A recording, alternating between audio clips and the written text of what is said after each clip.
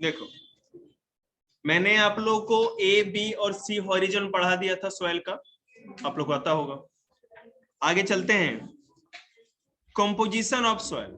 हमारी जो मिट्टी है आखिर किन किन चीजों से मिलके बनी हुई है, ठीक है। जो हम मिट्टी देखते हैं आखिर उसमें क्या क्या मिक्स होता है और कितनी कितनी मात्रा में होता है। कौन सी ऐसी चीजें हैं जो हमारे लिए बहुत ज्यादा जरूरी है, कौन सी ऐसी चीजें जो हमारे लिए बेकार है, ठीक है ना। तो अगर कंपोजिशन ऑफ सॉइल की बात करें तो सॉइल इज मेनली, उसको बंद करिए, मेरी बात सुनिए ना, क्या वहां पे गोबर देख लेंगे, हम पढ़ा रहे हैं ना, मेरी बात सुनिए केवल, बंद करिए इसको। The soil is mainly made up of different sized rock particle and humus. मिट्टी के अंदर एक मोस्ट कॉमन चीज या इंपॉर्टेंट चीज होती है ह्यूमस। ह्यूमस जो मिट्टी को चिपचिपा बनाता है। आप जैसे जैसे अंदर जाओगे मिट्टी कम चिपचिपी होगी। ऊपर मिट्टी चिपचिपी होती है ना हमारी, अंदर जाओगे तो भुरभुरी, और अंदर जाओगे तो रॉक या रेत निकलने आए लगेगी। तो मिट्टी के अंदर एक तो होता है ह्यूमस। ह्यूमस कैसे बनता है मैं अभी आपसे पूछूंगा।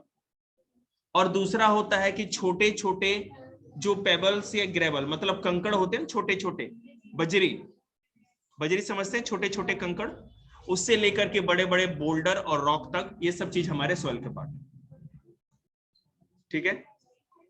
तो आप बताओ ह्यूमस कैसे बनता है, आशीष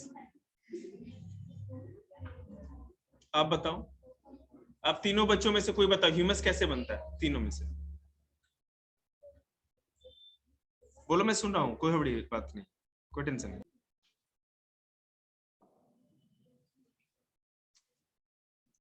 गुरुदेव लोग जब नहीं आता आपको मेरे पढ़ाने से तो वीडियो किस लिए बनाते हैं, जाके घर पे देखो उसे 2-3 बार, ताकि खोपड़ी में कुछ घुसे। पढ़ाते समय हो सकता है नहीं, इसीलिए तो मैं वीडियो बनाता हूं ना, कि मान लीजिए मैंने पढ़ाया, आपके माइंड में सारी चीजें रिमेंबर नहीं रहती है, तो आप घर पे वीडियो देखो। तो अगली बार से पूछ दिया ना तो पीला पीला हरा नीला नहीं, कुछ दूसरा ही कर दूंगा मैं तुम लोगों का हिसाब किताब। अब पता है ह्यूमस क्या होता है, बताओ तीनों में से कोई, क्या होता है ह्यूमस। जानवर मर जाते हैं या पेड़ पौधे जो मिट्टी पे गिर जाते हैं, उसको बैक्टीरिया सड़ाता गलाता, सड़ा लेता है ना, सड़ा करके मिट्टी में मिला देता है, इसी को डिकम्पोजिशन या अपघटन कहते हैं, और इसी को ह्यूमस कहते हैं। रूट्स नहीं, रूट्स के पास न्यूट्रिशन पूरा जा रहा है ना, इसलिए कोई चीज जो डेड हो जाती है उसी को सड़ाता गलाता है, क्योंकि उसी को है ना तोड़ता है, वो तोड़ तोड़ के खाता है, ठीक है, और उसका टूटने से पूरी सब चीज है ना उसका मैंने बिल्कुल मिट्टी में मिक्स हो जाती है। तो सॉइल के अंदर आपने देख लिया क्या क्या होता है, एक तो होता है ह्यूमस और दूसरा अलग अलग साइज के रॉक्स। बेटे ज्ञान मत फैलाओ, शांत रहो।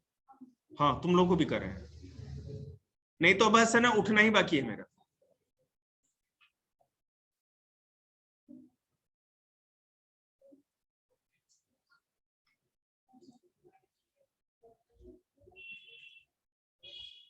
देखो अब ध्यान से सुनना, जो मिट्टी है वो 6 अलग अलग तरह के चीजों के मिलने से बनी है। मेन जो कंपोनेंट होते हैं सॉइल, पहला है रॉक पार्टिकल, पत्थर, कोई भी साइज का, एक कंकड़ से लेके बड़े बड़े बोल्डर या पत्थर, हर तरह के साइज के रॉक्स, पहला। दूसरा होता है मिनरल, मतलब जो भी खनिज या मिनरल होते हैं वो। तीसरा होता है ह्यूमस, मतलब ऑर्गेनिक मैटर, मिट्टी के अंदर पेड़ पौधों का या जानवरों का कोई भी सड़ा गला या मरा हुआ जो अंश होगा उसी को ह्यूमस कहते हैं।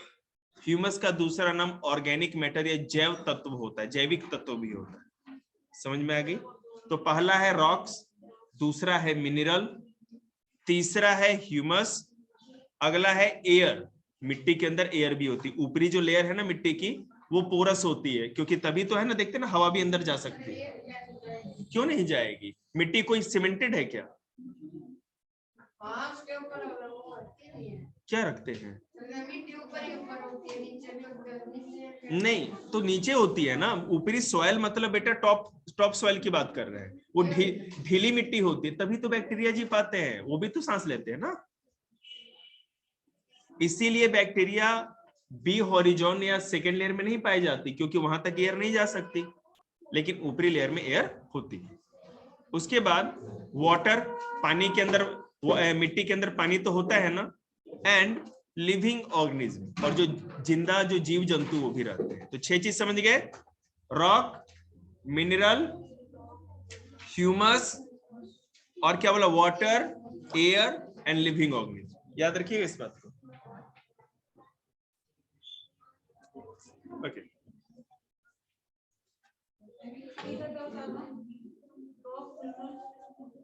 बुक में है, देख लेना, rock, mineral, humus, air, water और लिविंग ऑर्गेनिज्म। ह्यूमस बोला मैंने। देखो, द बेसिस, ये ना माने भाई लड़कियां,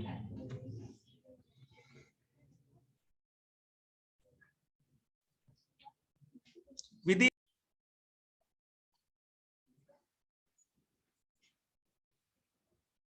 तो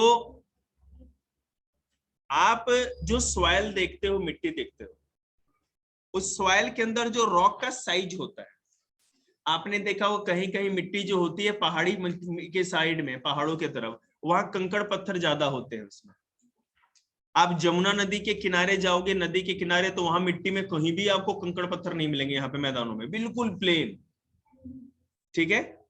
और जैसे अगर नदी से दूर यहाँ पर भी मिट्टी लोगे तो उसमें भी थोड़े बहुत कहीं कंकड़ पत्थर थोड़े बहुत तो मोटे मोटे से मिल ही जाते हैं। तो जहां जिस भी साइज के जो पार्टिकल होते हैं मिट्टी के अंदर, कंकड़ पत्थर के जो साइज होते हैं, कहीं बिल्कुल नहीं होते, कहीं कुछ छोटे होते हैं, कहीं मीडियम साइज के, कहीं बहुत बड़े बड़े साइज के, उस हिसाब से हम अलग अलग तरह के जा सकते हैं पीछे, लेकिन आवाज वहां से भी मत करिएगा।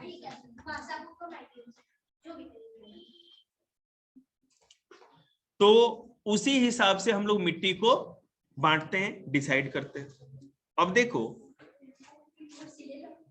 Clay, silt, sand and gravel. आवाज आ रही है अभी?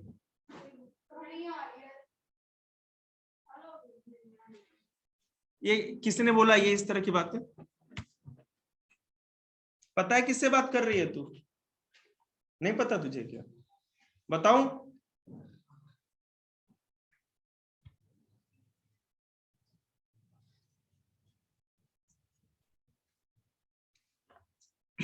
तो रॉक पार्टिकल के साइज के हिसाब से हम लोग मिट्टी को अलग अलग बांटते हैं। एक clay, silt, sand and gravel. Size के हिसाब से मिट्टी के अंदर जो पार्टिकल होते हैं, क्ले मतलब चिकनी मिट्टी, वहां पर आप देखोगे मिट्टी को हाथ में अगर ऐसे मसल दो तो पाउडर के जैसा बिल्कुल हो जाएगा। आप लोग खेलने के लिए आता है ना, क्ले आप लोग आता है, देखते हो वहां पे थोड़े भी कंकड़ पत्थर दाने दिखते हैं उसमें? नहीं दिखते। जैसे जो आप ड्राइंग के लिए जो लेके आते हो, जो दुकानों पे मिलता है क्ले अलग अलग कलर, आर्टिफिशियल तो मिट्टी ही होती है एक्चुअली वो, ठीक है। देखते हैं ना उसमें कई कंकड़ पत्थर दिखते हैं आपको? नहीं। और अगर सुखा करके अगर पाउडर की तरह कर दो तो बिल्कुल पाउडर की तरह हो जाएगा, ठीक है। क्ले मोस्टली नदियों के किनारे मिलती है, क्योंकि नदियों के किनारे जो मिट्टी होती है ना, बिल्कुल चिकनी मिट्टी हो जाती है। हाँ, उसके अंदर कुछ ऐसा मिलाया जाता है, केमिकल मिलाया जाता है, लेकिन अगर जो नेचुरल जो क्ले लेके आएंगे ना आप, जैसे हाँ, और मैं नहीं, कोई दिए की जरूरत नहीं होती उससे। मैं आपको एक बात और बताऊं, जो क्ले है ना उसकी एक और खासियत ये है कि वो ज्यादा मॉइस्चर कंटेन करके रखता है अपने अंदर। उसके अंदर पानी को है ना होल्ड करने की कैपेसिटी बहुत ज्यादा होती है, अभी मैं बताऊंगा आगे जाके आप लोगों को। दूसरा है सिल्ट। सिल्ट में क्या होगा कि क्ले की कंपेयरली या क्ले की तुलना में थोड़ा मोटा दाना होगा मिट्टी का। उसके बाद सैंड, रेत तो आप जानते ही हैं, रेत में आपको दाने अलग अलग दिखेंगे। और ग्रेवल मतलब कि कंकड़। बीच आप मान लो बिल्कुल। देखिए, the smallest rock particle present in the soil forms clay. मिट्टी के अंदर जो सबसे छोटा पार्टिकल पाया जाता है, मिट्टी के अंदर जो सबसे छोटा छोटा पार्टिकल पाया जाता है, उसके मिलने से क्ले बनता है, ठीक है। दूसरा, the rock particle in soil which are a little larger than clay particle form silt. Clay से जो थोड़ा सा बड़ा साइज का दाना होता है, पार्टिकल होता है उससे सिल्ट बनता है। एक सेकेंड, क्या ढुकना ने सुना दो किसी को। The rock particle in soil which are larger than silt particle from sand. Silt से जो बड़ा होता है वो सैंड होता है, और जो सैंड से बड़ा होता है वो ग्रेवल होता है। चलिए आगे चलते हैं। पत्थर ही तो होता है, कंकड़, बजरी जो होती है ना उसको कहते हैं। व्हाइट व्हाइट कलर का जो बजरी आपको देखने को मिलता है। कोई बात नहीं, मैं कल सुन लूंगा, यहाँ सुर नहीं मचाना है। In a good top soil gravel is present is very small amount. देखिए मिट्टी की सबसे अच्छी खासियत वो होती है जिसमें जो ग्रेवल होगा वो सबसे कम होगा, क्योंकि जितने कंकड़ पत्थर ज्यादा होंगे मिट्टी अच्छी नहीं मानी जाएगी ना। कंकड़ीली या पथरीली मिट्टी अच्छी मानी जाती नहीं ना, जो चिकनी मिट्टी होती है वो ज्यादा अच्छी मानी जाती। देखिए this mean that the main rock particle present in the top soil are sand, clay and silt। तो जो मिट्टी काम फर्स्ट एक्सरसाइज कर दिया आपने पूरा, कोई बात नहीं उसके पास से करके जाओगे। तो जो ऊपर की जो मिट्टी, हम जो जिस मिट्टी की बात कर रहे हैं, मैंने ये क्ले, सिल्ट, सैंड और ग्रेवल इसलिए बताया ताकि आपको ये पता चल सके कि आखिर मिट्टी में कौन आता है, क्ले, सिल्ट और सैंड। ठीक है, ये तीन चीजें जो है ना यही हमारे टॉप सॉइल में होती है, और अगर जिस टॉप सॉइल में ये तीनों चीजें हैं उन्हीं को मिट्टी में मानेंगे। बात समझ रहे हैं ना? आप हाथ में टॉप सॉइल का कोई सैंपल उठाओ, अगर उसमें सैंड है तो ठीक है मिट्टी में आ जाएगा, अगर सिल्ट है तब भी ठीक है, और क्ले है तब भी ठीक है। लेकिन अगर ग्रेवल आ गया तो किसी काम का नहीं। अब पत्थर पे क्या उगा लोगे, वो तो कंकड़ पत्थर, उसमें तो थोड़ी कुछ उगना है। Okay, depending on its composition a soil can be classified as sandy soil, clay soil and loamy soil। अपने उसके अंदर जो मात्रा होती है उसके आधार पे कोई भी जो मिट्टी होती है वो किस किस टाइप की होगी, या तो क्ले सॉइल जिसमें क्ले ज्यादा होगा क्ले सॉइल, जिसमें सैंड ज्यादा होगा सैंडी सॉइल, और जिसमें सिल्ट ज्यादा होता है उसको लूमी सॉइल कहते हैं। ठीक है,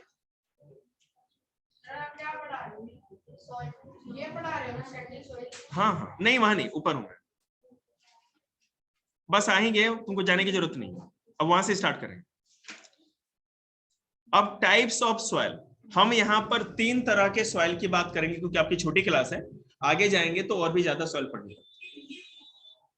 पहले है हम बात करेंगे सैंडी सॉइल की। सैंडी सॉइल मतलब की होती है रेतीली मिट्टी। ठीक है, अब देखो sandy soil contains mainly sand having large particle with large spaces, it has hardly any clay or silt in it। जिस मिट्टी में रेत ही ज्यादा हो, ज्यादा से ज्यादा रेत होती है, सैंड होती है, उसको हम लोग सैंडी सॉइल करते हैं। समझ में आया आप लोग को ये बात? देखो इसमें प्रॉब्लम क्या है। Sandy soil has large particle with large space between them। A disadvantage of sandy soil is that it cannot hold much water in it because the water gets drained out quickly through large space between its particle। सबसे बड़ी problem इस मिट्टी की ये होती है कि ये अपने अंदर पानी को ज्यादा देर नहीं रख सकता। देखो मैं आपको एग्जांपल बताता हूं, अगर चिकनी मिट्टी आपके गमले में रखी हो, उसमें पौधा लगाएंगे आप, चिकनी मिट्टी, तो आप पानी डालोगे ना तो ज्यादा देर तक देखोगे कि धीरे धीरे वो सक करेगा और वहां रहेगा। लेकिन अगर रेतीली मिट्टी हो या रेत भरा हो, रेत में ना, जैसे रेत है, मैं और अच्छा एग्जांपल देता हूं, अगर कहीं कंस्ट्रक्शन हो रहा हो तो रेत गिरी रहती है ना, डस्ट गिरा रहता है, तो वहां पर देखोगे ना तो बारिश होने के बाद है ना वो रेत वैसे का वैसा रहेगा, आपको वहां पे पानी ऊपर वाटर लॉग नहीं दिखेगा। लेकिन कहीं मिट्टी हो और वहां पर बारिश हो गया तो हर तरफ कीचड़ कीचड़ सा हो जाएगा, पानी भी ऊपर दिखेगा। इसका मतलब ये हुआ कि जो सैंड होता है या रेत होता है वो पानी को तुरंत सक कर लेता है, अपने अंदर होल्ड करके नहीं बाहर निकाल देता है। ठीक है,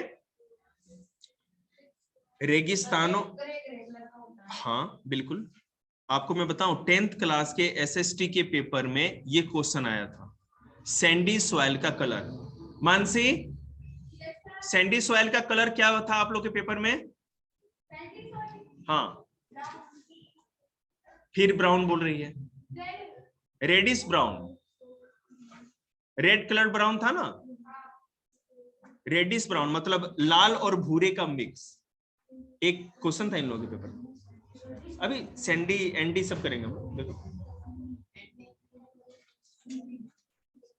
ध्यान से सुनिएगा आप लोग, ये मजे के लिए क्लास नहीं, ये चीज को है ना, यहाँ खोपड़ी के अंदर जो ब्रेन होता है जिसको हिंदी में मस्तिष्क कहते हैं, उसमें इसको स्टोर भी करना है। नहीं सुने हाँ मजे आए घर चले गए, ऐसे नहीं तो फिर मैं मारूंगा मजे के लिए आपको। सैंडी सॉइल, अब देखो क्या है, रेत के बीच में जगह ज्यादा होता है, खाली जगह होता है ना, अगर मान लो मिट्टी हो उसमें मुक्का मारो चोट लगेगा ना, जब मिट्टी मारेंगे तो, क्योंकि टाइट होता है। लेकिन वही रेत हो उसमें मुक्का मारेंगे तो आपको चोट कम लगेगा, क्योंकि रेत में स्पेस होती है, बीच में गैप होता है। इसीलिए जब पानी बारिश का हो या आप जब पानी दोगे तो रेत में पानी नीचे चला जाता है, इसलिए उसमें जब नमी नहीं रहेगी तो पौधा कैसे जिएगा। समझ रहे बात को। दूसरी बात, रेतीली मिट्टी में ऑर्गेनिक मैटर या ह्यूमस बहुत ही कम होता है। ह्यूमस कम होगा तो क्या होगा, फिर भी वो मिट्टी में पोषक तत्व नहीं रहेंगे, ठीक है ना। एक फायदा इसका ये भी है कि इसको जब प्लोइंग करते हैं, खेत की जुताई होती है, तो रेतीली मिट्टी में जुताई बहुत आसान होती है, क्योंकि ढीली मिट्टी होती है, ज्यादा टाइट नहीं होती, ठीक है। लेकिन सबसे बड़ी प्रॉब्लम यह है कि ये बहुत ही कम उपजाऊ होती है, ज्यादा उपजाऊ नहीं होती है। The fertility of sandy soil can be increased by adding humus to it in the form of manure. अब रेतीली मिट्टी में अगर आपको खेती करनी है, प्रकृति ने वहां ह्यूमस नहीं बनाया, नेचर से ह्यूमस नहीं मिला है, तो आप क्या करोगे, खाद के रूप में ह्यूमस दोगे। और वो खाद कहां से आएगा, जो गोबर वाली खाद होती है, कंपोस्ट जो होता है, अगर रेतीली मिट्टी में डालेंगे तो फिर से उसमें ह्यूमस आ जाएगा, उपजाऊ हो जाएगा, और फिर खेती आप अच्छे से कर सकते हैं। ह्यूमस से एक और क्या फायदा होगा, ह्यूमस से उसकी वाटर होल्डिंग कैपेसिटी बढ़ जाएगी, पानी को, हाँ हाँ हाँ वही वाला ह्यूमस, मतलब कि वो एक्चुअली तो मैन्योर कह लो आप, कंपोस्ट कह लो, है ना, लेकिन उसमें ह्यूमस ज्यादा होता है। हाँ, या कोई भी पूछेगा तो याद रखिए, आप लोग का दिमाग जो है ना अभी बहुत ही तेज तर्रार है, इसका उपयोग करो आप लोग, जो समझाते हैं सिखाते हैं याद करो आप लोग, जैसे इस उम्र बढ़ती जाएगी ना दिमाग स्लो होता जाता है। रेतीली मिट्टी में खाद मिलाने का या मैन्योर मिलाने का सबसे बड़ा फायदा ये है कि इससे इसकी पानी रोकने की क्षमता या वाटर होल्डिंग कैपेसिटी बढ़ जाती है। रेतीली मिट्टी में पानी क्यों नीचे चला जाता है, क्योंकि उनके बीच में गैप होता है, रेतों के बीच में, है ना, गैप। लेकिन जैसे ह्यूमस डालेंगे तो गैप को भर देता है वो, ठीक है ना, जिससे कि पानी आएगा तो उसके बीच में फंस के रह जाता है, वहां नमी बनी रहती है, तो नीचे चला जाएगा ना, तो फिर सबसे नीचे चला जाएगा, ठीक है ना। लेकिन अब खेती कैसे करोगे, इसमें नमी तो ऊपर चाहिए ना हमको, क्या हो, मोटे अनाज, ज्वार बाजरा मिलेट्स तरबूज खरबूज, जो भी ये सब होते हैं, ये सारी चीजें रेतीली मिट्टी में मोस्टली पाई जाती है। ओके, अब देखो, sandy soil is not sticky, sticky मतलब चिपचिपी, सैंडी सॉइल बिल्कुल चिपचिपी नहीं होती। Due to this sandy soil can not be used to make pots, sandy soil sticky नहीं होती, इसलिए मिट्टी के बर्तन बनाने के लिए कभी भी रेतीली मिट्टी या सैंडी सॉइल का यूज नहीं करते हैं। देखिए,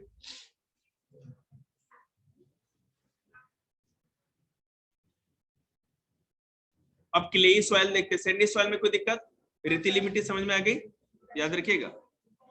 क्लेई सॉइल, और ना समझ में आए तो वीडियो रिकॉर्ड कर रहे हैं, आप बता देना, मैं ग्रुप पे भेज दूंगा, वहां पर भी देख सकते हैं, जो कि नहीं देखना चाहे तो मत भी देखिए, लेकिन मैं क्वेश्चन पूछूं तो जवाब दे दीजिए। Clayey soil, clay soil contains mainly clay having very small particles with very small spaces. Disturb हो रही हो ना उनकी आवाज से, तो डांटो उनको, बोलो, बोल, तू बोल, तेरा क्लास है। उनका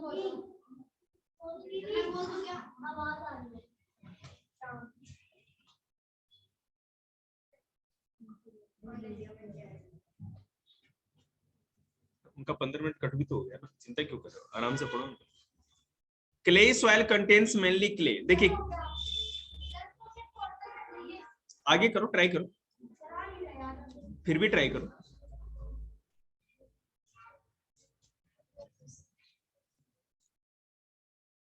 अरे हम अपने स्टूडेंट्स का नाटक नहीं जानेंगे तो क्या पड़ोसी मास्टर जानेगा?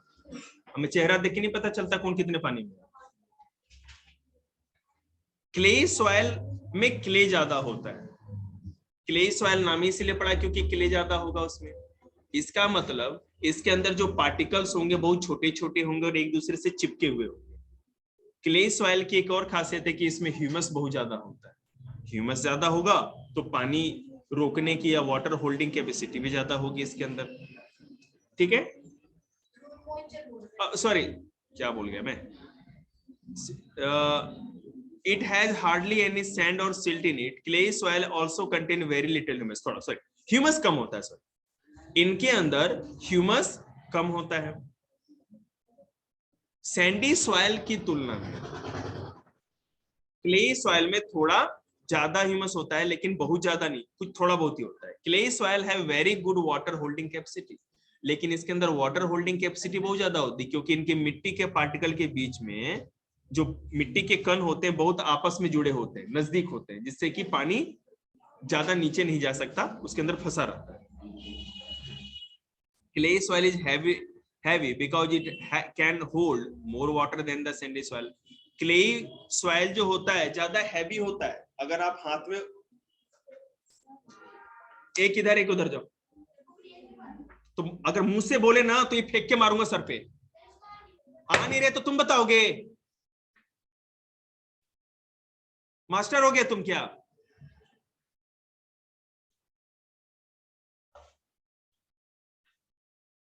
क्ले सॉइल बहुत थोड़ी मात्रा में ह्यूमस रखता है। तो पढ़ाने ही नहीं दे, गधे की दुम है सबके सब, कुत्ते की दुम है ये, कोई ना सीधा होने वाला यहाँ पे इस इंस्टीट्यूट में। आदमी एक लाइन पढ़ाएगा तब तक वहां से आएगा 8 क्लास का, फिर 6 क्लास का आवाज आएगा।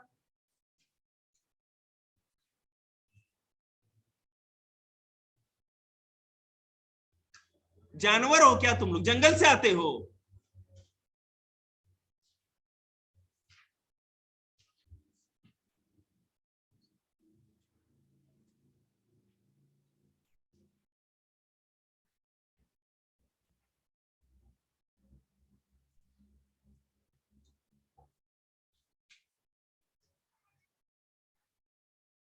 देखिए the smallness of particles of clay soil is also a disadvantage.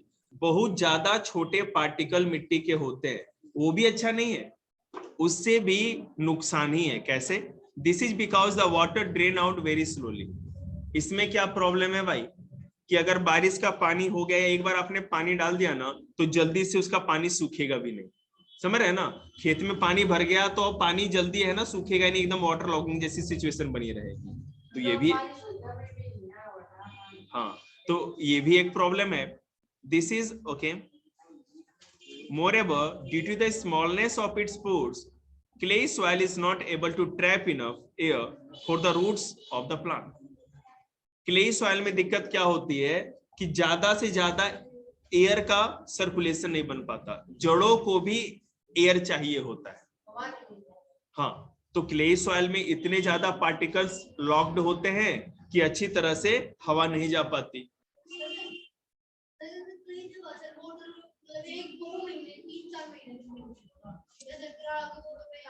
तो बेटे वहां पर नीचे कोई प्लांट भी फिर नहीं जी सकता।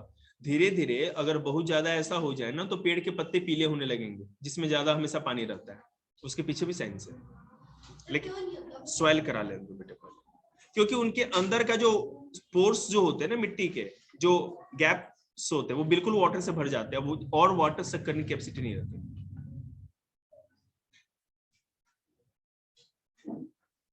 लेकिन एक बात है, 15 मिनट आप लोग का कट हुआ है, बैठिए वहीं पे चुपचाप। क्ले सॉइल जो है, ठीक है, फिर भी सैंडी सॉइल से ज्यादा फर्टाइल है।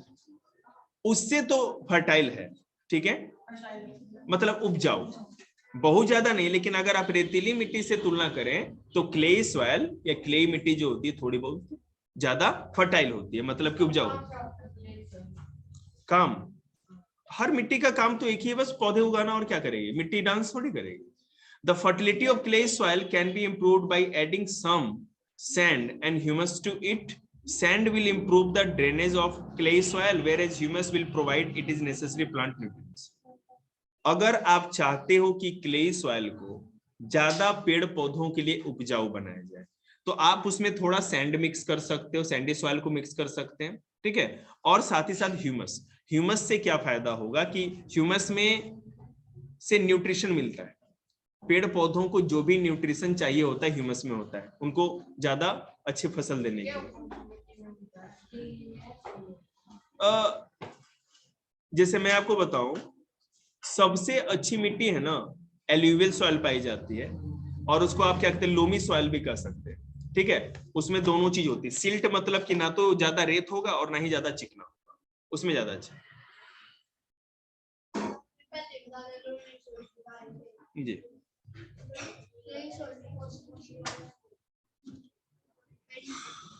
हाँ पैडी क्रॉप्स तो हो जाएगा, क्योंकि उसको ज्यादा पानी की जरूरत होती है ना। जिन प्लांट्स को ज्यादा वाटर की जरूरत होती है, जैसे कि पैडी, चावल की जो होती है धान की फसलें, उनको आपको पता ही होगा ज्यादा पानी की जरूरत होती है, तो जिनको ज्यादा पानी की जरूरत होती है क्ले सॉइल उनके लिए अच्छा माना। लोमी सॉइल देखते हैं, loamy soil is a mixture of sand, clay, silt and humus, ये सबका मिक्सचर होता है, इसलिए सबसे अच्छा माना जाता है इसको। Loamy soil contains sufficient amount of humus, loamy soil is the most fertile soil, loamy soil को सबसे अधिक फर्टाइल सॉइल भी कहा जाता है। किसकी सॉइल की, दिखा दो बेटा,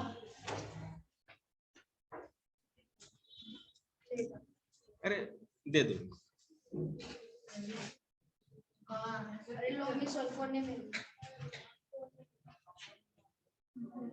देखो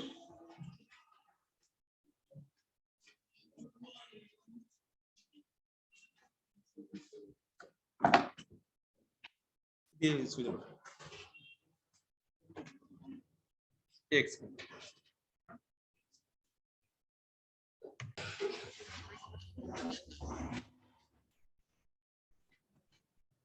देखो difference between Sandy soil and clay soil. Sandy soil और क्ले सॉइल में क्या अंतर है, जितने भी मैंने गुण और अवगुण बताए हैं, मेरिट डिमेरिट, वो लिख दीजिएगा, हो जाएगा, ये तो कुछ बड़ी बात नहीं है। लोमी सॉइल पढ़ा दिया। लोमी सॉइल उस सॉइल को कहते हैं जिसमें रेत भी होती है, जिसमें सिल्ट भी होता है, क्ले भी होता है और ह्यूमस भी, सब कुछ का मिक्सचर होता है, ठीक है ना।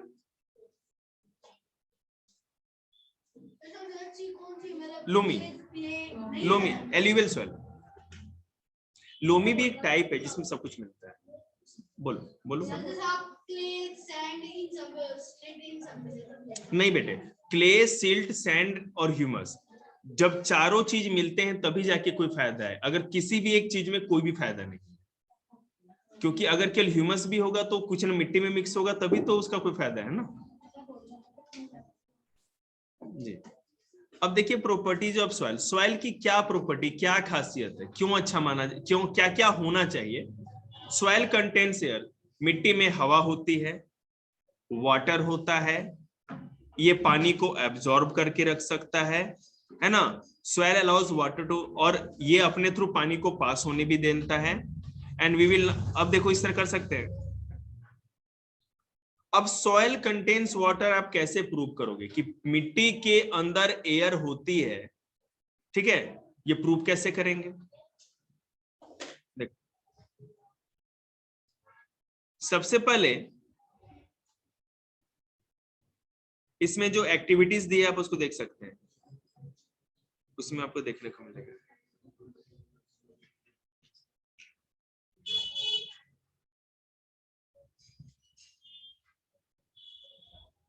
देखो आप क्या करो, एक खाली बर्तन ले लो, ठीक है, कांच का, उसके अंदर आप पानी भर दो। पानी भरने के बाद कोई मिट्टी है ना, सूखी मिट्टी, बिल्कुल सूखी मिट्टी, सूखी मिट्टी लेकर के उसके अंदर डाल दो और किसी चीज से उसको मिलाते रहो, थोड़ा देर मिला दो तो देखोगे ना कि बुलबुले उठने लगेंगे। ठीक है, अगर वो बबल उठ रहे हैं, बबल तभी उठेंगे जब उसके अंदर एयर होगी। इससे प्रूफ हो जाता है कि मिट्टी में एयर है। और मैं आपको बता दूं, मिट्टी में एयर का फायदा ये है कि जितने भी प्लांट्स होते हैं, ट्रीज होती है, उनके रूट्स को एयर की जरूरत होती है। ठीक है जी, वही है। Soil contains water. आप कोई भी मिट्टी को हाथ में उठा के देखेंगे तो आपको पता चल जाएगा, मिट्टी गीली लगेगी आपको। अगर ऊपर की नहीं लग रही है तो थोड़ी सी खोदने के बाद सीधे जमीन के अंदर अगर 1 फुट से मैंने 15 सेंटीमीटर या 10 सेंटीमीटर भी हाथ से भी खोदोगे तो अंदर मिट्टी गीली दिखने लगेगी।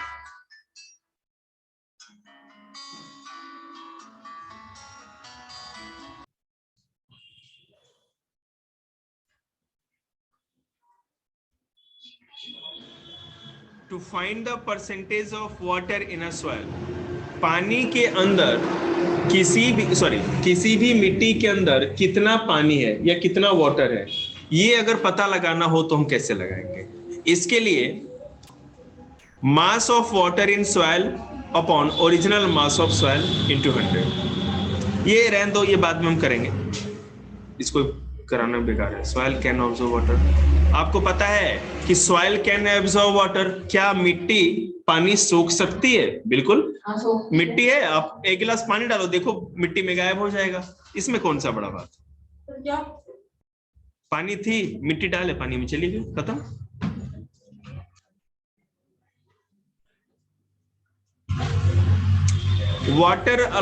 soil allow water to percolate। कहने का मतलब है, आप एक चीज देखिए, बारिश होती है तो मिट्टी के अंदर पानी सूख जाती है, लेकिन कुछ समय तक अगर बारिश ना हो ना तो देखेंगे कि पानी और भी नीचे चला जाता है। थोड़ी दूर, जैसे बारिश आज हुई, थोड़ी दूर खोदोगे तो मिट्टी में पानी आ जाएगा।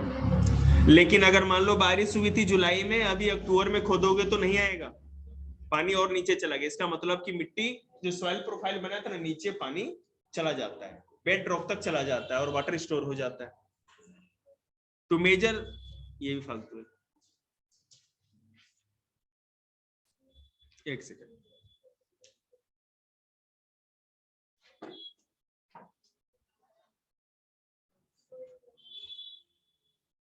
देखो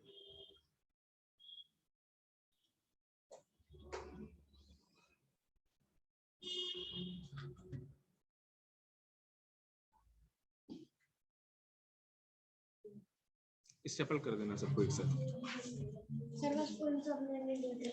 दे देंगे, अभी दे रहे हैं ना।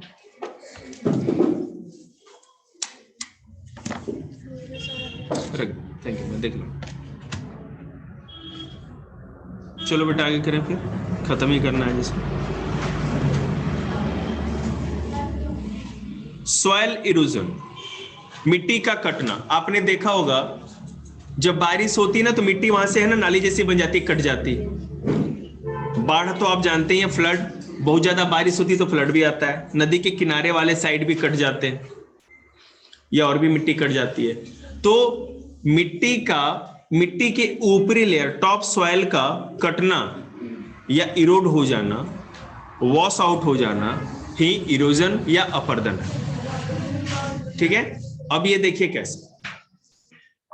बारिश जब होगी तो ऊपरी मिट्टी अगर ढीली होगी तो अपने साथ बहा करके ले जाएगी उसको। उसके साथ साथ अगर मान लो कि तेज हवा उड़ रही हो, बहुत तेज, रेगिस्तानों में जैसा होता है, तेज हवा उड़ेगी, कोई पेड़ पौधे रास्ते में नहीं है, तो मिट्टी ऊपर की लूज है, तो जो रेत ऊपरी जो धूल होते हैं ना मिट्टी के, वो उड़ने लगेंगे, उड़ेंगे।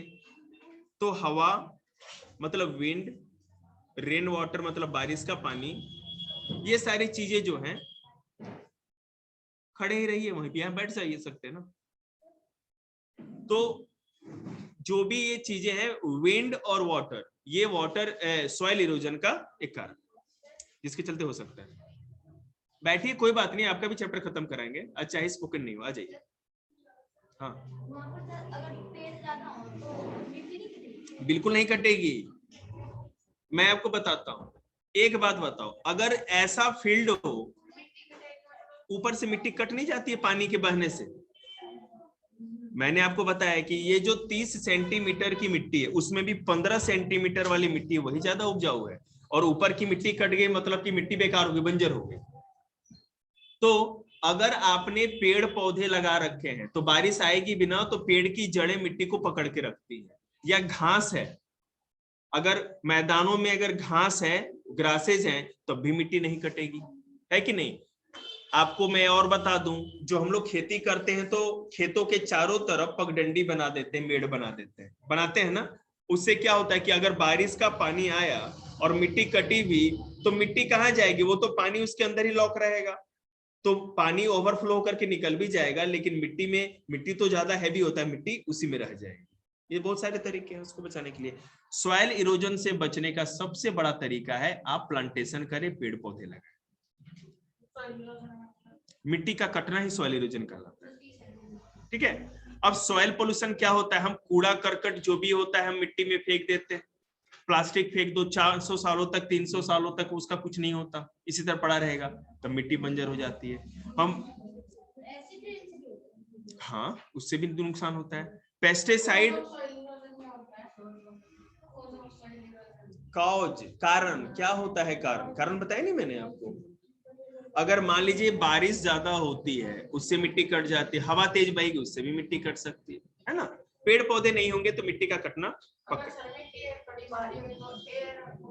नहीं, तब नहीं उड़ा पाएगी। अब देखो लास्ट है आपका soil pollution. Dumping of waste material such as polythene bags, plastic, glass और metal object cause soil pollution. आप प्लास्टिक, कुछ आपका हुआ नहीं, नानी जी आ गई, अभी भी उतना ही है, कोई नहीं, टेस्ट दे दो मेरे को और जाओ।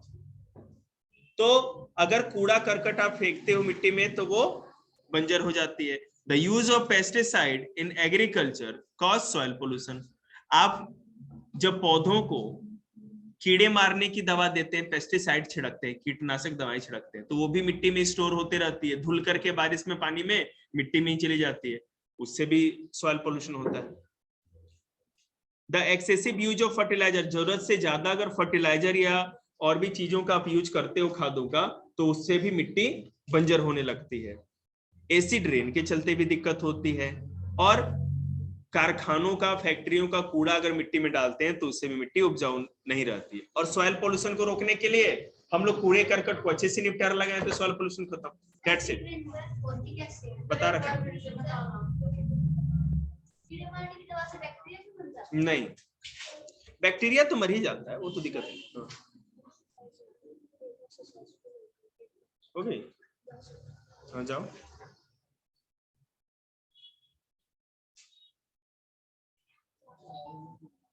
आई 8 क्लास